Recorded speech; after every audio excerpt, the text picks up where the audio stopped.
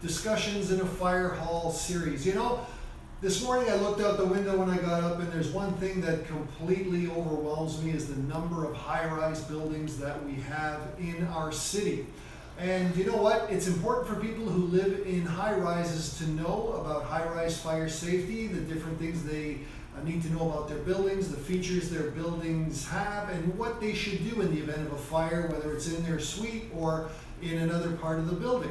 Today I have with me my two friends, Angelo and Andrew, and they are going to give you some important fire safety messaging about how to protect yourself and your family if you live in a high-rise building. Remember, we want this to be an interactive experience, so please type in your questions, your comments, even if you just want to say hi. We'd love to hear from you. So gentlemen, come on in, sit down, and tell us a little bit about high-rise fire safety.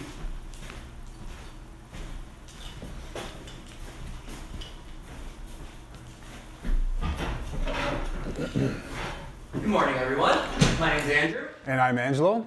We're fire and life safety educators with Toronto Fire Services. We want to talk to you today a little bit about high-rise fire safety.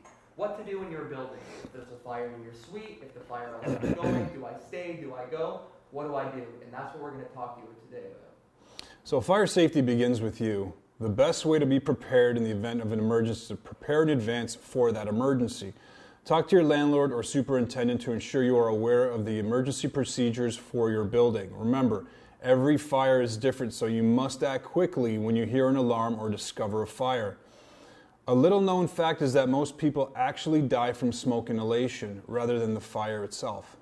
Now, if you have a fire in your unit, the first thing to do is get yourself, your family, and anyone else in that suite out as soon as possible. Get out of the unit and close the door behind you.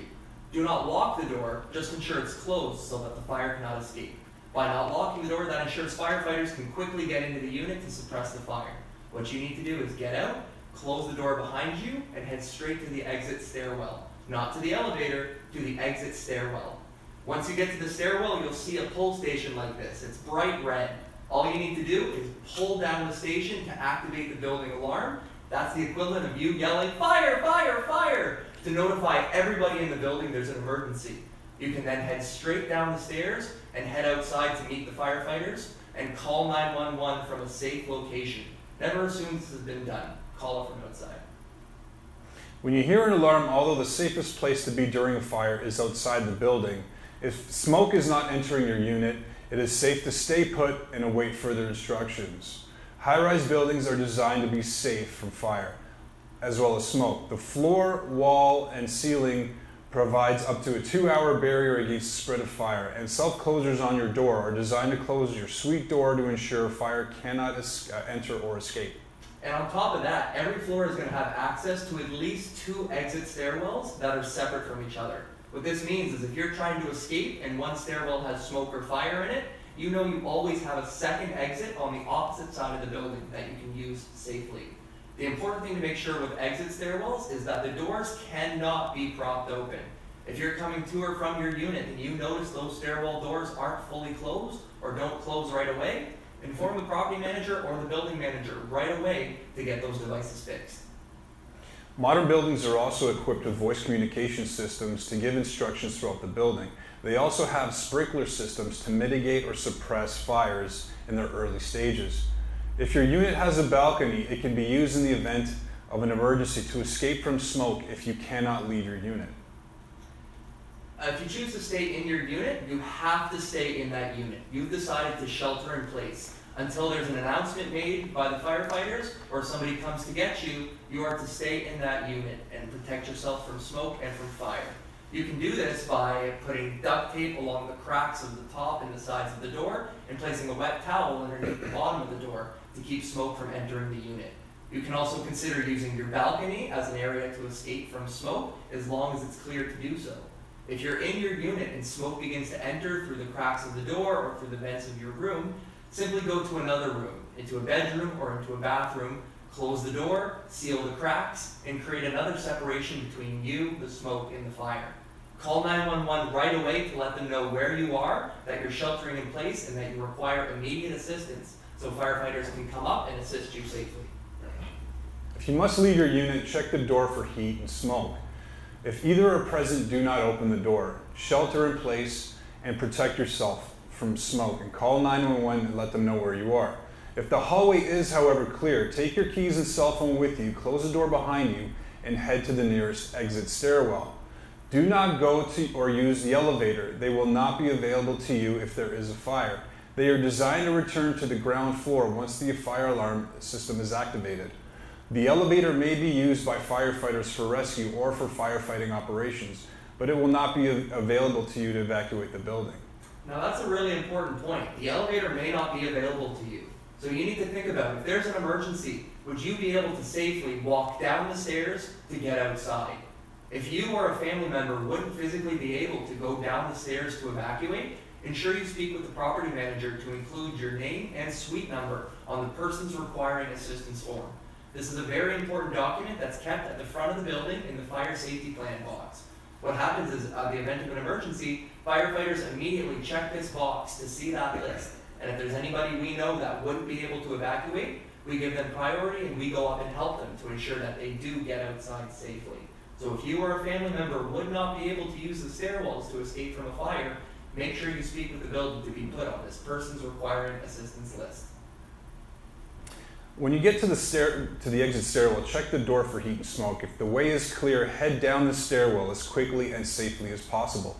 If there is smoke in the stairwell, do not enter the stairwell. Head to another exit or back to your unit to shelter in place. While escaping, if you are in the stairwell and encounter smoke, do not continue. Leave the stairwell at the safest door across the floor area and proceed to an alternative exit. If you cannot use any stairwell, return to your unit and shelter in place, as mentioned before.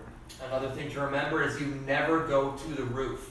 Toronto Fire, we do not have ladders tall enough to reach the roof of high-rise buildings, and the door is generally going to be locked.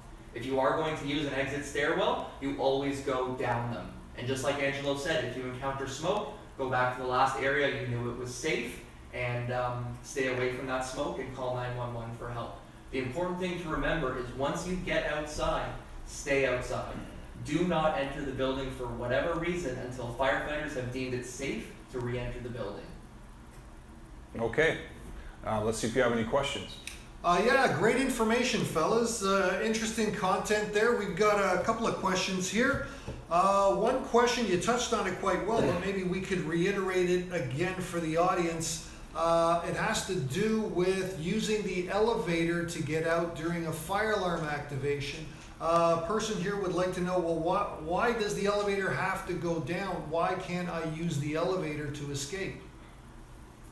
I'll let you do that one. Okay? All right, so elevators are designed in buildings to automatically recall in the event that the fire alarm system does activate. They recall to the ground level so nobody can use them because there could be a fire in that stairwell, shaft. There could be all sorts of different things happening in the building. We don't know. So they're safest on the ground floor where no one can use them. That's why you have to use an exit stairwell, which is also protected. In some buildings, the shaft acts as a smoke shaft. It can actually make a fire worse. Also, firefighters might actually have to use one of those elevators to get to the floor they need to get to quickly to respond to a fire. So if you're using it, you could actually hinder the response time for the firefighters to get to the fire and suppress it. Okay, I guess underscores the point that in most cases, occupants are better off just remaining right in their units in a high-rise. Okay, terrific. Another question here, and it has to do with a problem that I know we've talked about here a number of times. One occupant is complaining about cigarette butts being flicked off of a balcony. Drives them nuts. What advice can you give to our smokers who live in a high-rise and choose to smoke on the balcony? Well, the first bit of advice we can provide for that is if you look behind Angelo and myself here, right there, kill your butts, not your neighbors. If you're going to be smoking on your balcony, you need to do it safely. Have an approved ashtray, something of glass, clay, or metal, something that's not going to combust. Fill that with water or with sand. Do not use your planters that you have out on your balcony. Don't use a Tim Hortons coffee cup. Just use metal, solid containers that you know are not going to catch on fire. Do not throw your cigarette butts over the balcony, as this is a huge cause of fires in high-rise buildings, And most of the time, the victims are unaware of this because it's not their cigarette butt starting the fire. Unfortunately, they come home and their balcony, if not their unit, has been burnt out. So what we need you to do is, if you are smoking, use appropriate ashtrays to put out the cigarette butts, soak them in water, and then dispose of them before you put them in the garbage chutes. Soak them in water so you can ensure they're fully extinguished, so that way you don't have a garbage room fire as well. But again, the most important thing, rated, listed, non-combustible ashtrays, cigarette butts go right into those. And that's the safest way to prevent cigarette fires. That's a great tip. I can see that being a problem because, you know, balconies are kind of an extension of our living spaces, and there's bound to be some combustible furniture on there. Nothing worse than a stray cigarette butt making its way between the cushions and causing a real problem. No, that's great, fellas. Reminded me of a few tips that I forgot about, and I'm sure our audience has as well. If anybody would like more information about high-rise fire safety or any bit of fire safety, where can they go for more information? Well, if you take a look at our website, toronto.ca/fire, you're going to find a whole bunch of information. We've got smoking information, cooking information, heating and cooling appliance information, every kind of fire safety you could think about. Most importantly, Angela, actually right there, if you could hold that up for us. We have a new Fire in Your High-Rise pamphlet, which I encourage all property owners to take a look at, and residents, take a look at for your own knowledge. It talks about everything we talked about today and gives a detailed description on when to stay and when to go, and make sure you're aware of the added protection you have in your unit and that it is safe to shelter in place as long as the fire isn't in your unit. So again, toronto.ca/fire is where we're going to go to look for more information, or you can always give Toronto Fire Services a call or 311 a call, and that way you can be connected to us for more resources.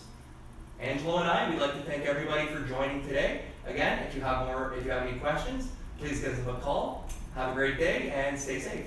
Take care.